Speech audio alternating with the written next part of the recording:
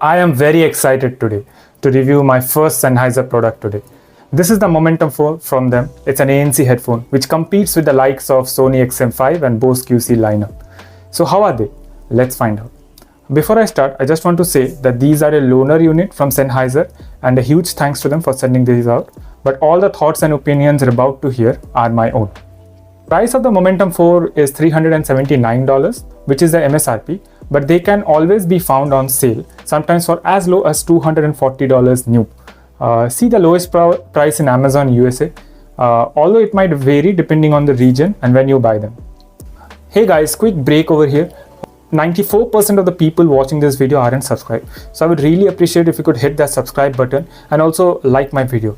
That really helps me out a lot, and it helps me to bring out more reviews to you, and you can also stay updated for all the latest product reviews I bring. So yeah, back to the video. The unboxing experience is very simple. Everything is located inside this box, and it is located inside this main headphone case. I got this fantastic graphite color, which is probably my favorite color, as I didn't really like the white color and the black color of the headphones, which felt a bit cheap and flimsy. The graphite color looks really quite posh, while also rejecting the fingerprints really well. So good job Sennheiser with this fantastic color. It comes with this fantastic hard case, the headphone, the analog cable which terminates to 3.5mm, the aeroplane audio adapter, and the USB-C charging cable. These are very neatly organized inside the case, and they have their own spot, which I really like. The upper portion of the headband has this fabric finishing, which is something akin to the outside of the case, which makes it feel very premium. The ear cups and the headband is made out of this pleather material, which has a good amount of memory, as you can see over here. The entire build of the Momentum is made out of plastic to keep it light, but the plastic is of good quality, and it does not feel cheap or flimsy, unlike the Sony or the Bose. Although the Momentum 4 is tad bit heavier than the rest, but I have had no issues with it. The fit is really good once you get the size of the headband according to your needs, and it seals really well. Although sometimes my ears do touch the inside of the pads, which is a bit of a nitpick since my ears are quite large. There is one minor con I have come across, is when I set the headbands to the size of my head while wearing, when I try to put the headphones back in the case, they do not fit. So what I have to do is I have to bring them back to the original size, and only then I can fit them inside. So again, when I want to wear them later, I have to again take the headphones out and I have to set the size again. So that's a bit of a nitpick which I found. The headphone also don't fold inside like the Sony headphones or the Bose headphones like this. This is a con for it having a larger footprint, but this is also a pro as it is having less moving joints. So it is very less prone to breaking over the period of time. If you place the headphone inside the case, it automatically switches off. Alternatively, it also has an auto turn off feature which you can set from the app. It also has an auto turn on feature, wherein if you twist open the headphones, they turn on and connects to the last connected device, which is a really awesome feature, and I found it using more times than I could think of. The Momentum 4 can be used via Bluetooth, the included analog cable, and any USB-C cable which supports data. Now to change the settings or EQ of the headphone, you have to connect it via Bluetooth, but after that all the settings are saved inside the headphones.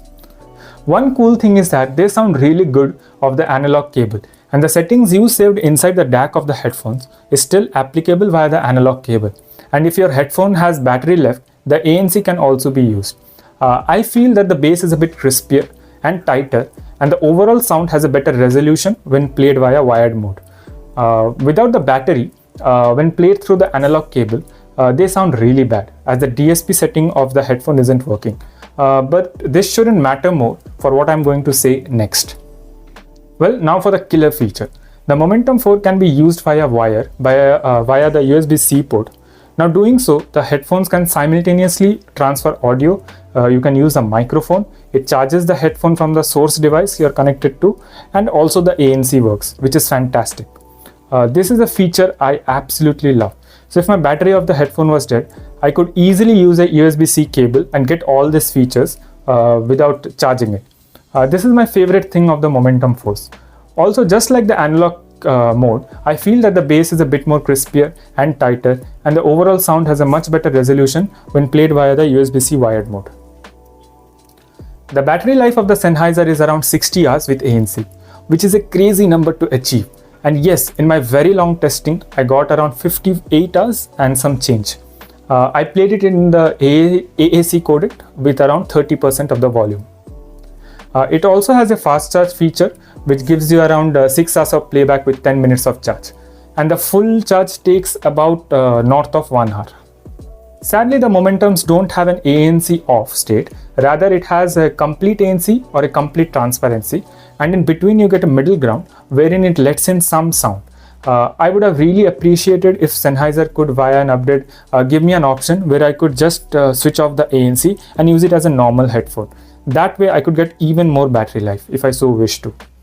I will leave a screenshot of the touch controls so you can pause it and read it. Thankfully, it gives control over everything, but one minor con is that it's all located on the right hand side. So, although the controls are fairly intuitive, you shouldn't be having any issue learning them. The right ear cup has the power on off button, which is also a pairing button, as you can see over here. The LED indicator for how much battery is left. This is the USB-C port, and along with that is the 2.5mm analog port, this one. So yeah, now talking about the ANC and transparency, these perform really well, but the Sony and Bose edges them out by a bit in both aspects. Both Sony and Bose do very well with blocking the high frequencies and also people's voices. One thing which the Momentum 4 does very well when in ANC is that there is no EQ shift when the ANC is on, which is really awesome. If I had to give an arbitrary number for both ANC and transparency, then the Sony and Bose would be a 9 out of 10, while the Sennheiser would be an 8 out of 10 or a 8.2 out of 10. Now, in no way is the Sennheiser bad. It is in fact very good, but it's just that there are two headphones out there which performs really good in these aspects. I had no issues with the Bluetooth 5.2 which the Momentum 4 has when it came to range. It doesn't have LDAC, but rather supports aptX Adaptive, aptX HD along with AAC and SBC. I personally prefer the aptX series over the LDAC if it is geared to a general consumer like these headphones are. The aptX codec gives you a versatility by balancing the act between sounding good, low latency and giving you a good range. I have read online that there have been connection issues particularly with Windows PC, but I personally haven't had any issues at all. It can connect up to 2 devices, which is really nice, and you don't need the app for that to work. You can disable the touch controls on the right cup if you so wish to from within the app. They also have in-ear detection for play and pause, which is nice, and as usual it can be toggled on and off via the app. I will show some screenshots from the app so that you can see how the app is like. Most of the settings are pretty self-explanatory. If you have any doubt, please do comment and ask below. The Sennheiser app has a sound personalization feature which sadly requires you to make an account and log in, which again I'm not a big fan of. I would have preferred it if it was inside the app rather than it requiring me an account, rather than it asking me for an account to make. For me, this sound setting didn't sound that good, and rather it gave me a heap of treble and made the sound very muffled, so I decided not to use that personal setting. As for sound, I did use a little bit of EQ because I found one small con with out of the box sound is that the treble at around 8K-ish region is a bit too peaky, and in many songs, like especially instrumentals, they do sound a bit peaky to my ears, so I toned a tad bit down over here. Also, while I found the stock bass to be plenty in terms of quantity, I felt that it lacked a bit of that biteness and crispness of the bass, so I increased the bass a tad bit. Check the EQ I did from the app, and this is saved inside the headphone. This minor EQ makes it sound a lot better in my opinion. Now talking about the sound, the testing is done with this slight EQ which I just showed, and the headphones firmware is up to date as of this review. The overall sound is very consumer friendly, and I can call it a V-shaped headphone.